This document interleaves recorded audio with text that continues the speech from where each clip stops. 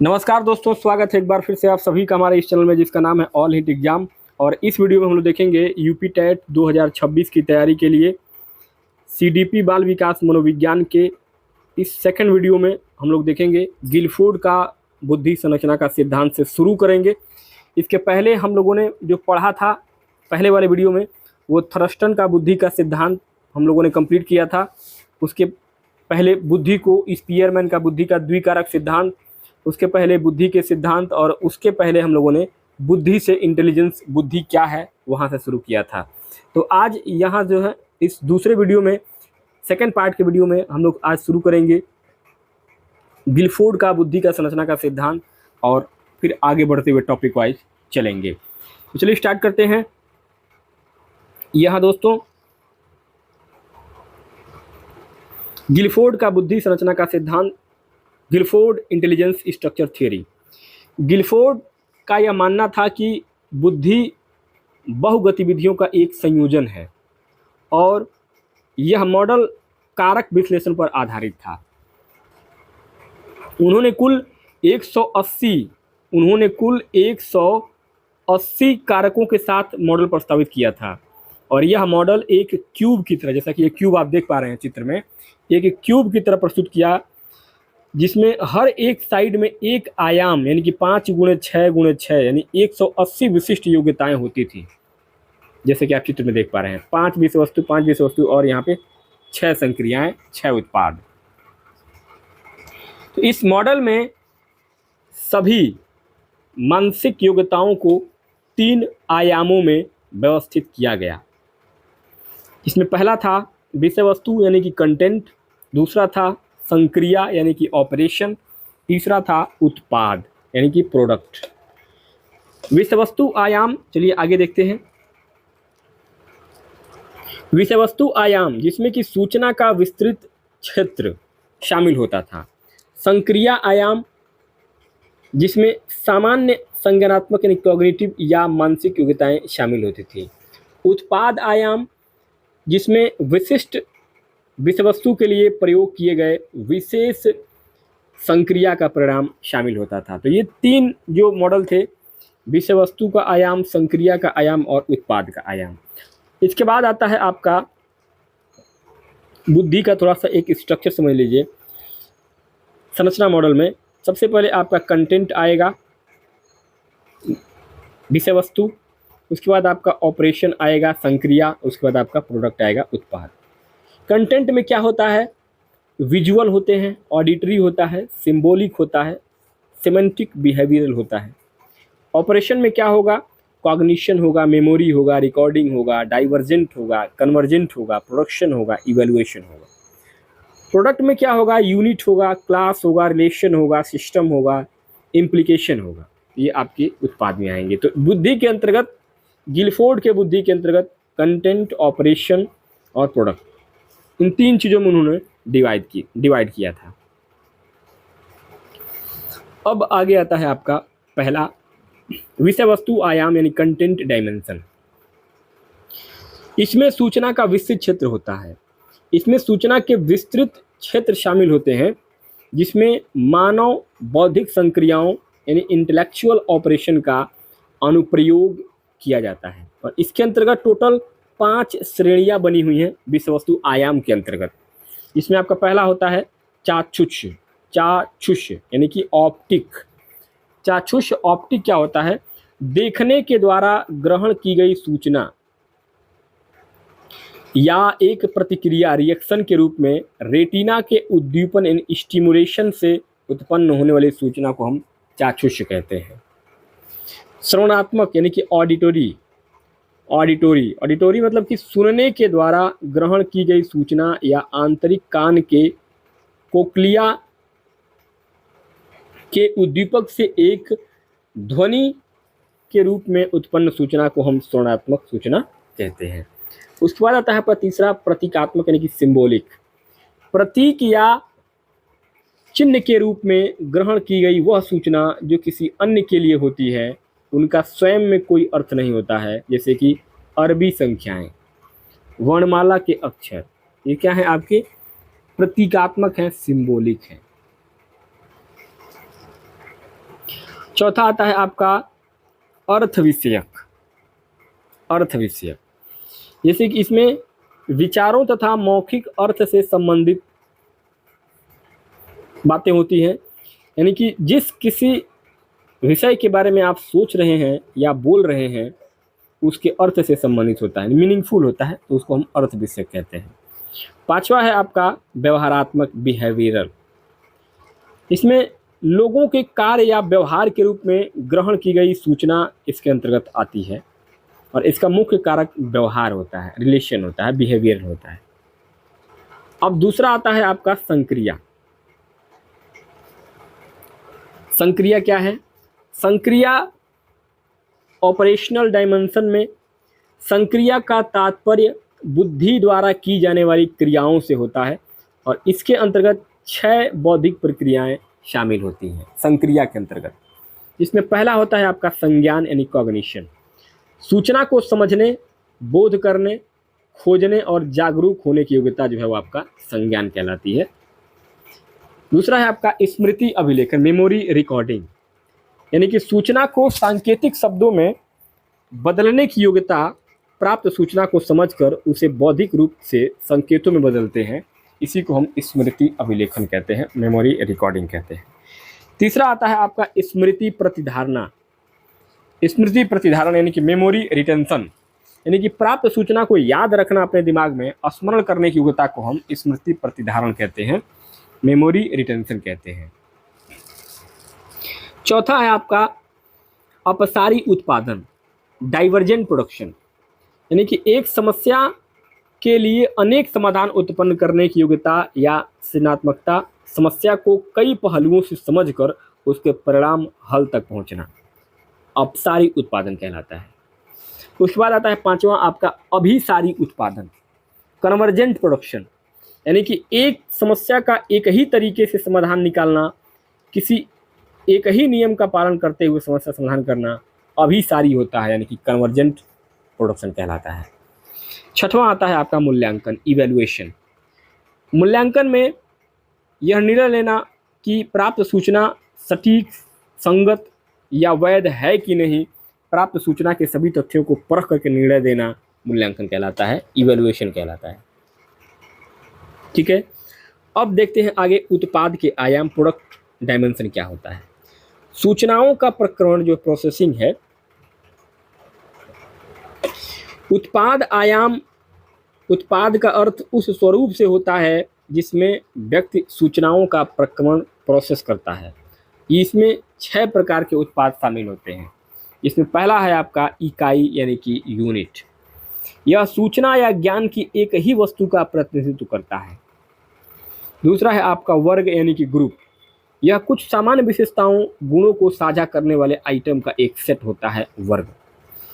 तीसरा है आपका संबंध यानी कि रिलेशन। वस्तुओं या चर यानी कि वेरिएबल के बीच एक संबंध का प्रतिनिधित्व करता है, संबंध, रिलेशन, जो कि विपरीत संयोजन या समरूपता हो सकता है। इसके आगे चौथा है इसका व्यवस्था, अरेंजमेंट। सहभागिता वाले भागों के साथ नेटवर्क या क्षेत्र का एक संगठन या व्यवस्था, जिसको हम व्यवस्था या अरेंजमेंट कहते हैं। पांचवा है रूपांतरण यानी कि कन्वर्जन। कन्वर्जन में क्या होता है? कन्वर्जन में दृष्टिकोण में परिवर्तन से नया ज्ञान सृजन करना, जैसे कि किसी शब्द में अक्षरों के क्रम को उलट देना, ये क्या है? रूपांतरण है, यानी कि कन्वर्जन है। छठवां है आपका निहितार्थ यानी कि इम्प्लीकेशन। यह ज्ञान से भविष्यवाणी, निष्कर्ष, परिणाम को सूचित करता है, निहितार्थ यानी कि इम्प्लीकेशन। ठीक है, तो यहाँ आपने जो है समझा है जेपी गिलफोर्ड के बुद्धि के सिद्धांत में उनके बुद्धि संरचना का टोटल सिद्धांत। अब आगे बढ़ते हैं आरबी कैटल का बुद्धि का सिद्धांत। आरबी कैटल का बुद्धि का सिद्धांत, इसमें Cattell theory of intelligence and fluid intelligence. RB Cattell ने बताया कि 2 प्रकार की बुद्धि जी की रचना करती है, फ्लूइड बुद्धि, जीएफ यानी कि जनरल फ्लूइड, और क्रिस्टलाइज बुद्धि यानी कि जनरल क्रिस्टलाइज। फ्लूइड बुद्धि अमूर्त वह तार्किक चिंतन की योग्यता से संबंधित है जिसमें किसी पूर्व ज्ञान की आवश्यकता नहीं होती है। फ्लूइड बुद्धि में यह एक नवीन समस्या विश्लेषण करने, संबंध और तरीकों का ग्रहण करने, जो समस्या का आधार होता है तथा तर्क का प्रयोग करते हुए इसका समाधान करता है। फ्लूइड बुद्धि जीवन प्रारंभिक में यह तेजी से बढ़ता है, परंतु फ्लूइड बुद्धि के जीवन के बाद के वर्षों में कम होने की प्रवृत्ति होती जाती है। इसे पहेली हल करने, ब्लॉक डिजाइन तथा स्थानिक दृश्याकरण के द्वारा मापा जाता है। फ्लूइड बुद्धि को the Cattell culture fair IQ test तथा the Raven's progressive matrices GF के क्या हैं? एक माप हैं, मापने के तरीके हैं। कैटल का बुद्धि के सिद्धांत में GF और GC की तुलना। यहाँ फ्लूइड बुद्धि, क्रिस्टलाइज बुद्धि, फ्लूइड बुद्धि की तुलना में जो कि अधिक आनुवंशिक है, क्रिस्टलाइज बुद्धि GC पहले के अधिगम व अनुभव पर निर्भर होती है और यह अर्जित की जाती है। क्रिस्टलाइज बुद्धि इसी प्रकार GC उम्र व अनुभव के साथ बढ़ती है तथा GF जो है वो धीरे धीरे कम होता जाता है। क्रिस्टलाइज बुद्धि GC उस ज्ञान से संबंधित है जिसे व्यक्ति अधिगम, पूर्व अनुभव, संस्कृति के द्वारा प्राप्त करता है तथा उस अर्जित ज्ञान को प्रयोग करने की योग्यता रखता है। यह उम्र के साथ बदलती है। जितना अधिक ज्ञान आप अर्जित करेंगे यह उतना ही सशक्त होती जाएगी। कौन? GC। सामान्य ज्ञान के परीक्षण, भाषा का प्रयोग द्वारा इसे मापा जा सकता है। जैसे कि आप चित्र में देख पा रहे हैं, ये कॉग्निटिव एबिलिटी है, ये आपका GC क्रिस्टलाइज बुद्धि है। ये आपका GC जो है ये आपका समय के साथ बढ़ता जाएगा और GF जो है वो एक समय के बाद धीरे धीरे कम होता जाएगा, यानी कि फ्लूइड बुद्धि है। तो GC और GF में क्या अंतर है कि GF शुरुआत में बहुत तेज़ी से आगे जाएगा, फिर धीरे धीरे खत्म हो जाएगा, नीचे गिर जाएगा, और GC जो है वो निरंतर जीवन भर धीरे धीरे आपका आगे बढ़ता रहेगा। ठीक है, आगे। और गार्डनर का बहुबुद्धि का सिद्धांत समझ लीजिए। हार्वर्ड गार्डनर के अनुसार बुद्धि कोई एक तत्व नहीं है बल्कि कई भिन्न भिन्न प्रकार की बुद्धियों का एक अस्तित्व होता है। प्रत्येक बुद्धि एक दूसरे से स्वतंत्र रहकर कार्य करती है और इसका अर्थ यह है कि यदि किसी व्यक्ति में किसी एक बुद्धि की मात्रा अधिक तथा बुद्धि की मात्रा अधिकता, यह अनिवार्य रूप से इसका संकेत नहीं है कि उस व्यक्ति में किसी अन्य प्रकार की बुद्धि भी अधिक होगी, कम होगी या कितनी होगी। मतलब कि किसी एक व्यक्ति में अगर किसी चीज़ की जानकारी बहुत अधिक है तो कोई ज़रूरी नहीं है कि उसके पास हर फील्ड में जानकारी उतना ही अधिक होगा। किसी फील्ड में जानकारी ज़्यादा है तो किसी फील्ड में जानकारी कम होगा या नहीं ही होगा। गार्डनर ने यह भी बताया कि किसी समस्या का समाधान खोजने के लिए भिन्न भिन्न प्रकार की बुद्धियां आपस में अंतःक्रिया यानी कि इंटरवर्किंग करते हुए साथ साथ कार्य करती हैं। हम सब विशिष्ट रूप से प्रतिभाशाली हैं, अतः हम नहीं कह सकते हैं कि एक व्यक्ति अधिक बुद्धिमान है तथा दूसरा व्यक्ति कम बुद्धिमान है। उदाहरण के लिए एक विशेष समाज में एक प्रकार की बुद्धि को उच्च महत्व दिया जाता है जबकि दूसरे समाज में इसका महत्व कम हो सकता है। तो ये बुद्धि जो है बहुबुद्धि का सिद्धांत है, यानी कि इसमें गार्डनर साहब का साफ ये कहना है कि बुद्धि किसी एक ही व्यक्ति में सब कुछ नहीं हो सकता है। किसी मामले में अगर उसके पास जानकारी अधिक है तो किसी मामले में जानकारी कम हो सकता है। आगे, गार्डनर के प्रस्तावित 9 प्रकार की बुद्धियां थी। गार्डनर ने 9 प्रकार की बुद्धि को बताया। पहला बताया था भाषागत बुद्धि यानी कि लिंग्विस्टिक, दूसरा तार्किक यानी कि गणितीय बुद्धि, लॉजिकल मैथमेटिकल, तीसरा संगीतात्मक बुद्धि, म्यूजिकल बुद्धि, चौथा शारीरिक गति संवेदी यानी कि बॉडीली काइनेस्टिक इंटेलिजेंस बुद्धि, पांचवा देशिक बुद्धि स्पेशियल, छठवां अंतर वैयक्तिक बुद्धि इंटरपर्सनल, सातवां अंतः वैयक्तिक बुद्धि इंट्रापर्सनल, आठवां प्रकृतिवादी बुद्धि यानी कि नेचुरलिस्टिक, और 9वां है अस्तित्वपरक बुद्धि यानी कि एक्सिस्टेंशियल। तो ये 9 प्रकार की बुद्धि हार्वर्ड गार्डनर ने बताया। अब देखते हैं पहला भाषागत बुद्धि। भाषागत एवं तार्किक गणितीय बुद्धि क्या है? भाषागत बुद्धि में यह अपने विचारों को प्रकट करने तथा दूसरों के विचारों को समझने हेतु प्रवाह यानी कि फ्लुएंसी तथा नम्यता यानी कि फ्लेक्सिबिलिटी के साथ भाषा का उपयोग करने की क्षमता देती है भाषागत बुद्धि। अर्थात जिन व्यक्तियों में यह बुद्धि अधिक होती है वे शब्द कुशल होते हैं। लेखकों, शिक्षकों तथा कवियों में यह बुद्धि अधिक मात्रा में होती है, भाषागत बुद्धि। दूसरा आता है आपका तार्किक गणितीय बुद्धि, लॉजिकल मैथमेटिकल। इस प्रकार की बुद्धि की अधिक मात्रा रखने वाले व्यक्ति तार्किक यानी कि आर्ग्यूमेंट तथा आलोचनात्मक यानी क्रिटिकल चिंतन कर सकते हैं और वे अमूर्त चिंतन कर सकते हैं। गणितीय समस्याओं के हल के लिए प्रतीकों यानी कि सिंबल का बहुत अच्छी तरीके से उपयोग कर लेते हैं और इस प्रकार की बुद्धि आमतौर पर वैज्ञानिकों आदि में पाई जाती है, तार्किक गणितीय बुद्धि। आगे तीसरा है संगीतात्मक बुद्धि, म्यूजिकल बुद्धि। सांगीतिक अभिरचनाओं को उल्लंघन करने,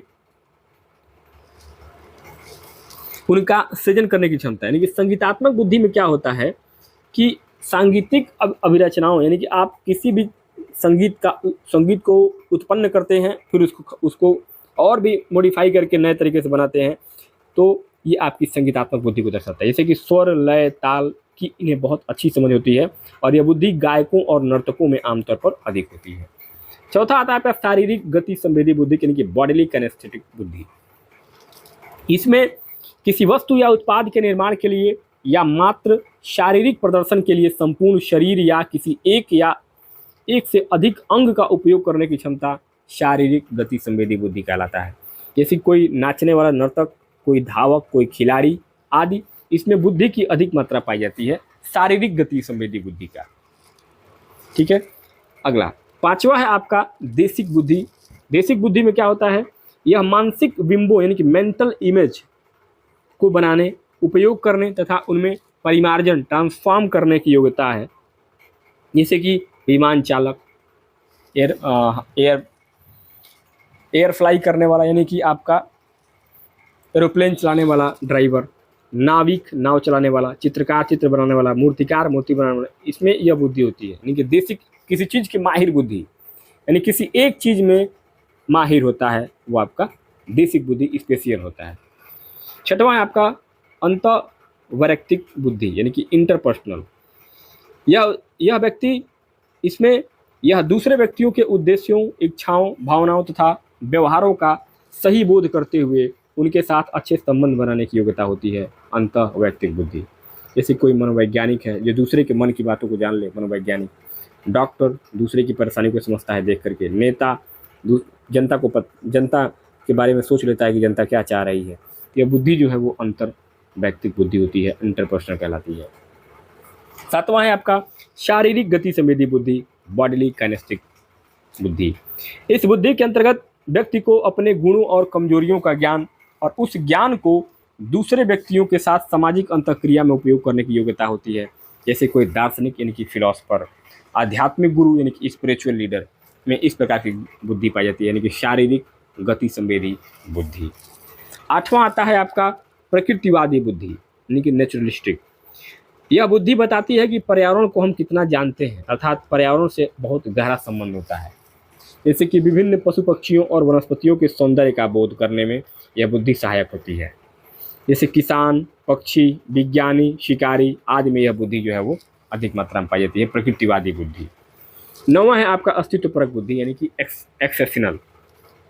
यह नौवीं बुद्धि है और यह मानव अस्तित्व के बारे में, व्यक्ति के जीवन के अर्थ से परे गहन प्रश्नों जैसे कि मृत्यु के बाद क्या होता है, हम दुनिया में क्यों आते हैं इत्यादि को सामना करने की संवेदनशीलता और क्षमता से संबंधित बुद्धि वाले व्यक्ति होते हैं अस्तित्वपरक बुद्धि। ब्रह्मांड विज्ञानी तथा दार्शनिक बुद्धि के इस पहलू में उच्च स्तरीय होते हैं अस्तित्वपरक बुद्धि में। ठीक है दोस्तों, तो आपने हार्वर्ड गार्डनर के 9 बहुबुद्धि सिद्धांत को समझा है। अब आगे देखिए, कुछ महत्वपूर्ण नोट है। इस सिद्धांत को एक प्रयोगात्मक कार्यक्रम में प्रयोग किया गया जिसे वर्णक्रम परियोजना यानी कि प्रोजेक्ट स्पेक्ट्रम 1984 से 1993 कहा गया। तो ये हार्वर्ड गार्डनर का जो 9 बुद्धि का सिद्धांत है, ये 1984 से 1993 के बीच में एक प्रयोगात्मक कार्यक्रम में प्रयोग भी किया गया था। तो दोस्तों, इस वीडियो में हम लोगों ने आज पूरा हार्वर्ड गार्डनर के 9 बुद्धि का सिद्धांत को पढ़ा है। उसके अलावा आरवी कैटल के बुद्धि का सिद्धांत पढ़ा है उसके अलावा हम लोगों ने जेपी गिलफोर्ड के बुद्धि संरचना का सिद्धांत पढ़ा है। तो इन 3 मनोवैज्ञानिकों के सिद्धांतों को हम लोगों ने देखा है। अब इसके बाद आगे हम लोग पढ़ेंगे स्टर्नबर्ग के बुद्धि का त्रिचापी सिद्धांत और उनके पूरे डिटेल में। तो हम लोग एक पूरे टॉपिक वाइज और सिलेबस के हिसाब से पढ़ते चल रहे हैं, सभी चैप्टर को, सभी टॉपिक को कंप्लीट करेंगे दोस्तों। तो ये वीडियो कैसा लगा मुझे कमेंट बॉक्स में ज़रूर बताइएगा। कोई सुझाव हो तो आप ज़रूर कमेंट बॉक्स में बताइए, कुछ पूछना चाहते हो तो कमेंट बॉक्स में बताइए। बाकी कैसा लगा ये वीडियो कमेंट बॉक्स में ज़रूर बताइएगा। मिलते हैं नेक्स्ट वीडियो में नए सब्जेक्ट के साथ, तब तक के लिए बहुत बहुत धन्यवाद।